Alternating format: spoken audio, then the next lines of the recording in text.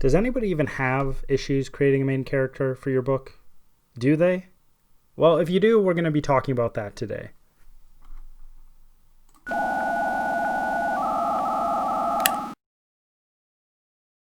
Welcome to How to Write Good. I am your host, Daniel Poppy. You can find out more about me at danielpoppy.com. If it is your first time here, How to Write Good is a writing podcast that seeks to find principles and advice that can be applied across a broad range of writing situations. If you've been here before, don't forget to subscribe, hit that like button below, and share. I think if somebody asked me what they should do to create a realistic main character, I would say that you don't create a realistic main character, you write a realistic main character. So what I mean by that is the information you write down about your main character doesn't make your main character feel realistic. What you do with that character when you write the book is what makes that character feel realistic or not. And as far as writing interesting main characters goes, I think that writing an interesting one comes down to your creative writing ability in large part. Do I think the process of thinking up a good main character matters? Yes, I think that process matters a lot. If you do not do this yet, don't worry, because as you continue to write, you will learn how to do it. But when you are writing and you have taken time to develop your main character, you can hold who that main character is in your mind, and as you hold that main character in your mind, you can write that character how they should be. But you're here to talk about the process of building a character before the writing actually begins, so let's talk about that. The best way I've found to write a character is based on a principle rather than a specific part of the character.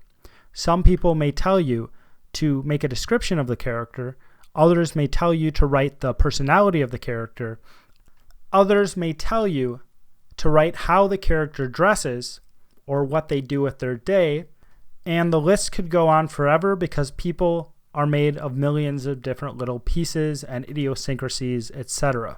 Now, if I were to pick one of these I think you should focus on, I would say focus on the personality of the character, focus on how they think, focus on how worried they are, how confident they are, just different character traits that would determine how they function in the world.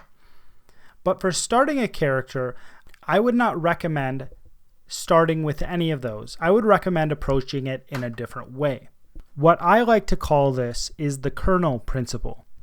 This means that you only need to find one small piece of the character to work with to actually take it and grow it into a full character. Think of it like a rubber band ball. If you've ever made a rubber band ball, you can pretty much put whatever you want in the center, and then you start wrapping rubber bands around the outside, and eventually, even though that starts as a weird lopsided thing, it will eventually become a sphere. This kernel, like I said before, can be pretty much anything. So for example, if you've ever seen the movie Jurassic Park, you'll probably remember that the male archaeologist has the claw of a raptor.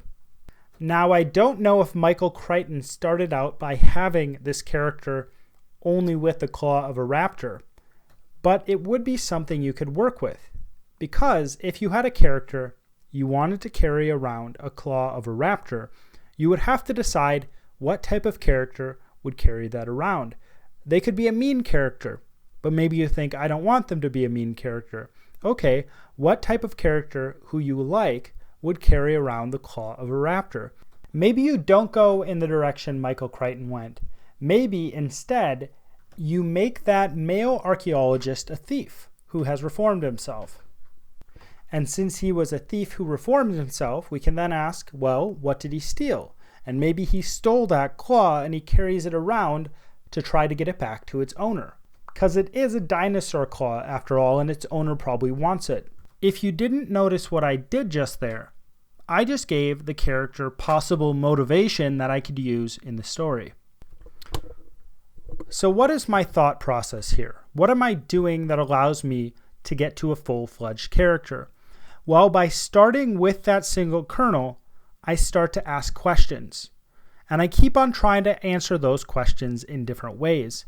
Most of the time, I answer those questions in ways I don't like. For example, when I said that Dr. Grant was a bad person and that's why he carried around a raptor claw, I didn't like him being a bad person. I didn't want that character to be a bad character. I wanted him to be a likable character that connected to the audience. So when I asked the question and I answered in that way, I said, no, that's not going to work for this character. I don't like it. I need to move on to a different answer. And what you do is you keep on moving on to a different answer until you find the answer you like, until you find an aspect of the character that you think fits who the character is or should be. But that is not the end of your character development, of course. Now you have a new piece of information, and the process begins again. You need to ask a new question about that new information, and then you answer that question until you find an answer that you find satisfying. And once you find that answer that you find satisfying, you begin the process again and again and again and again and again until you have a fully developed character or you start to understand who that character is. If you get to the point, which I think you will, of understanding who that character is, you don't actually have to keep on asking questions. What you do is you write down what you need to remember who that character is, and then, like I said at the beginning of this episode, you keep that character in your mind as they're writing them. And instead of asking questions about who the character is anymore, you ask if that character would speak in that way, would respond in that way, would take that action, or try this new thing, whatever is happening in your book.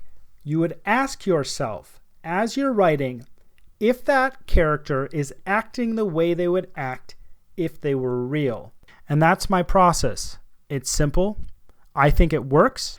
It does take time and effort to make it work, but writing is not a sprint. Writing is a marathon, and everything in writing takes time. Anytime you write, anytime you make something and you want to be creative, you have to look at all the different possibilities, and this process goes back to that idea that you're trying to look at all the possibilities and find the best one. If you want to know more about how characters fit into a story, or if you want to know more about how you write characters in a story, you can check out my episodes on those two things up here, or if you don't see them up here, you can check in the description down below.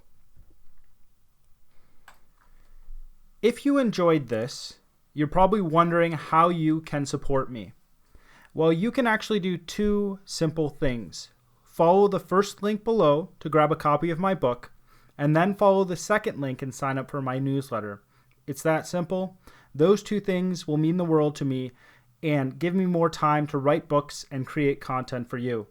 As always, my name is Daniel Poppy, and this is How to Write Good.